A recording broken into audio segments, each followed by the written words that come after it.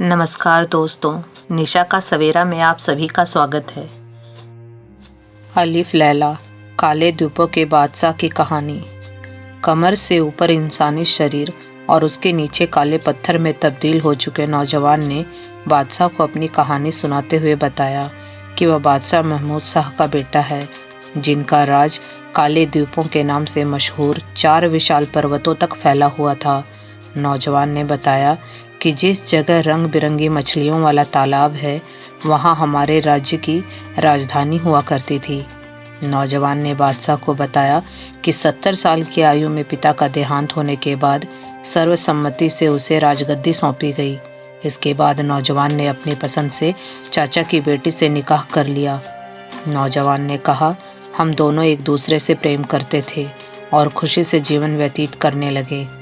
नौजवान ने बताया, करीब 5 साल तक मैं और मेरी पत्नी सुख से रहे, जिसके बाद मुझे एहसास होने लगा कि मेरी पत्नी का हृदय परिवर्तन हो गया है और अब वह न तो मुझे पहले जैसा प्यार करती थी और न बर्ताव।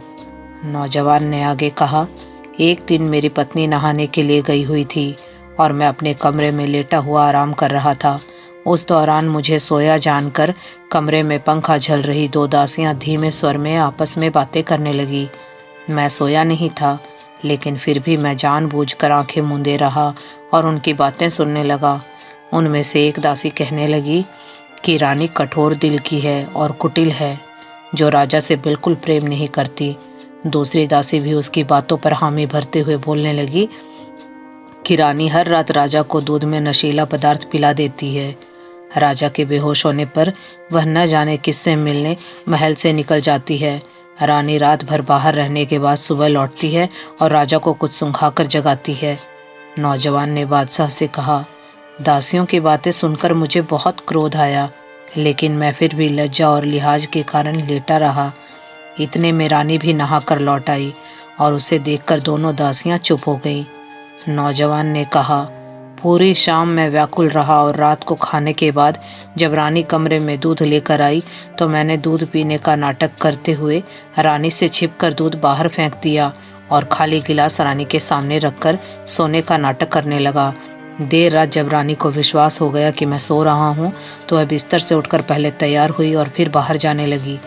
नौजवान ने आगे कहा, रानी को बाहर जाता देख मुझे बहुत क्रोध आया और मैं भी अपनी तलवार लेकर रानी से नजरें बचाकर उसके पीछे पीछे चल पड़ा। रानी हर दरवाजे को मंत्रों से खोलती चली गई और ये देखकर मैं हैरान हो गया। रानी महल से निकलकर बाग में पहुंची और वहां से जंगल की ओर चली गई। नौजवान ने बादशाह को बताया, जब मैं रानी के पीछे पीछे जंगल पहुंचा तो देखा कि रानी एक बड़े से हृष्ट-पुष्ट बलवान की बाहों में बाहें डाले टहल रही है। मैं झाड़ियों में छिपकर दोनों की बातें सुनने लगा।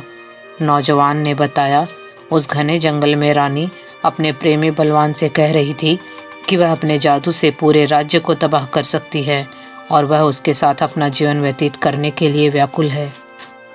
यह सुनकर मेरा क्रोध 7वें आसमान पर पहुंच गया।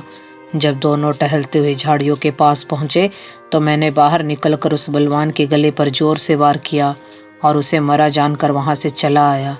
मैंने रानी को नहीं मारा, क्योंकि मैं तब भी उससे प्रेम करता था और वह मेरी पत्नी होने के साथ ही चाचा की बेटी भी थी।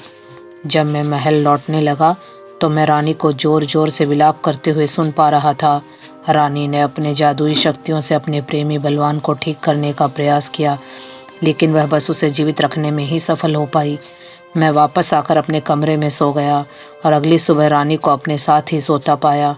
मैं रानी को कमरे में सोता छोड़कर अपने रोज के कामों को पूरा करने में लग गया।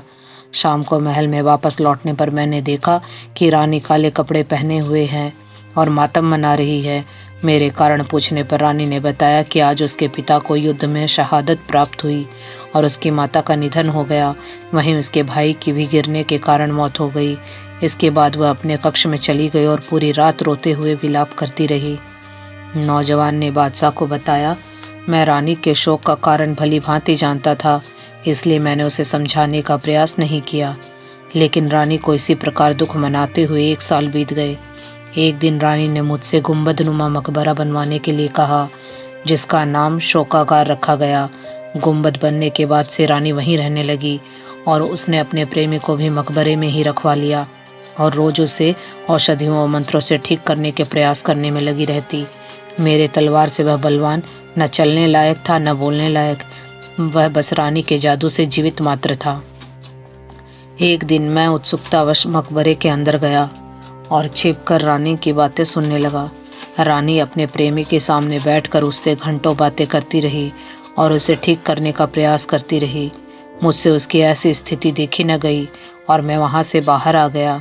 इसके बाद रानी के मकबरे से बाहर आने के बाद मैंने रानी से शोक संताप खत्म कर रानी की तरह जीवन व्यतीत करने के लिए कहा और समझाने पर रानी और जोरों से विलाप करने लगी और उसे उसी हाल में रहने देने की विनती करने लगी। इसी तरह रानी को गुंबद में अपने प्रेमी को ठीक करने का प्रयास कर शोक मनाते हुए 2 साल और बीत गए। नौजवान ने आगे कहा, तीसरे साल एक बार फिर जब मैं गुंबद के अंदर रानी को देखने पहुंचा तो वह उस समय भी अपने प्रेमी के मृत समान शरीर के सामने विलाप करते हुए उससे ठीक होने की गुजारिश कर रही थी। यह देखकर मुझे बहुत क्रोध आया और मैं गुंबद से बाहर आकर जोर जोर से रानी और उसके प्रेमी को कोसने लगा। मेरी बातें सुनकर रानी भी गुस्से में गुंबद से बाहर निकली और मुझे इस स्थिति के लिए जिम्मेदार ठहराकर कहने लगी कि मेरे ही कारण वह इतने साल से दुख भोग रही है। रानी की बातें सुनकर मुझे और क्रोध आ गया और मैंने गुस्से में रानी को मारने के लिए तलवार निकाली, लेकिन उसके मंत्रों के कारण मैं अपना हाथ तक नहीं हिला पाया। मुझे मंत्रों में जकड़कर रानी ने अपने जादू से मेरे कमर से नीचे का हिस्सा काले पत्थर का बना दिया, जिसके बाद से मैं न तो जिंदा हूँ और न ही मृत। रानी ने मुझे उठवाकर यहाँ लाकर रखवा दिया और मेरे नगर को तालाब में तब्दील कर दिया। रानी ने जादू से मेरे सभी दरबारियों व मित्रों को मछली बना दिया। तालाब में दिखने वाली रंग बिरंगी मछलियों में से सफ़ेद मछलियाँ मुसलमान, लाल मछलियाँ अग्नि की उपासक, काली मछलियाँ ईसाई और पीली मछलियाँ यहूदी हैं। मेरे राज में शामिल 4 विशाल पहाड़ियों को रानी ने तालाब के चारों ओर चट्टानों के रूप में स्थापित कर दिया। इतना करने पर भी रानी का गुस्सा कम नहीं हुआ और वह रोज़ मुझे अपमानित करने और पीड़ा पहुंचाने के लिए 100 कोड़े मारने आती है। वह जख्मों पर खुरदरा कंबल डाल जाती है। बादशाह को अपनी कहानी सुनाने के बाद काले द्वीपों के राजा उस नौजवान ने ईश्वर को याद करते हुए कहा कि अगर यही तेरी इच्छा है और इसी में तेरी खुशी है तो मैं हर दर्द हंसकर सहने को तैयार हूँ। मुझे उम्मीद है कि तू मुझे इस दुख व दर्द से कभी न कभी तो उबारेगा। नौजवान की कहानी सुनने के बाद वहाँ आए बादशाह को उस पर दया आई और उस निष्ठुर रानी पर क्रोध। नौजवान राजा को इंसाफ दिलाने के लिए उस बादशाह ने रानी को सबक सिखाने की ठान ली। नौजवान से सारी जानकारी लेकर बादशाह शोकागार गुंबद में पहुंचा। गुंबद भीतर से बहुत सजा हुआ था और चारों ओर दिए ही दिए जगमगा रहे थे। बादशाह ने सबसे पहले गुंबद के अंदर अधमरी हालत में पड़े रानी के प्रेमी को मौत के घाट उतारकर उसके स्थान पर स्वयं उसके कपड़े पहनकर बैठ गया और रानी को मारने के लिए उसका इंतजार करने लगा। कुछ समय बाद रानी रोजाना की तरह अपने तय समय पर महल में आई और नौजवान राजा पर 100 कोड़े बरसाने के बाद गुंबद में पहुंची। बादशाह को अपना प्रेमी समझकर रानी उसके सामने बैठ गई और विलाप करने लगी कि वह कब उससे बात करेगा जिससे उसके बेचैन मन को चैन मिलेगा। रानी के विलाप को सुनते ही बादशाह ऊंची आवाज में ईश्वर को याद करते हुए बोल पड़ा, परमात्मा सर्वशक्तिमान है और उसके अलावा न कोई ताकतवर है न ही डरने के लायक। बादशाह ने घृणित स्वर में रानी से कहा, मैं जानबूझकर तुमसे बात नहीं करना चाहता। तुम्हारी क्रूरता के कारण मैं चैन से सो तक नहीं पाता। वह नौजवान राजा दिन रात दर्द से कराहता रहता है, जिसकी आवाज़ मेरे कानों में गूंजती रहती है। इस पर रानी तुरंत बोल पड़ी, अगर तुम चाहते हो कि मैं उसे मारना बंद कर दूं, तो मैं अब से उस पर हाथ नहीं उठाऊंगी। तुम्हारी खुशी में ही मेरी खुशी है। इसके बाद रानी नौजवान राजा को अपने मंत्रों की शक्ति से पहले की तरह बना दिया और राज्य से दूर जाने के लिए कहकर तुरंत शोकागार में पहुंची। बादशाह को प्रेमी जानकर रानी उससे कहने लगी कि जो वह कहेगा वह करने को तैयार है, बस वह उससे नाराज न हो। इसके बाद बादशाह के कहने पर रानी ने तालाब को दोबारा राज्य में बदल दिया और मछली रूपी दरबारियों व राज्य के लोगों को फिर से इंसान बना दिया। रानी के जादू हटाते ही राज्य एक बार फिर लोगों से भरा पूरा लगने लगा। अपने प्रेमी के ठीक होने की खुशी में रानी समझ नहीं पाई कि वह उसका प्रेमी नहीं बल्कि उसके भेष में बादशाह है। पूरे नगर को फिर से आबाद करने के बाद रानी दोबारा गुंबद के अंदर अपने प्रेमी के पास पहुंची। प्रेमी बने बादशाह ने नगर को देखने की इच्छा जताते हुए रानी को उससे उठने में मदद करने के लिए करीब बुलाया।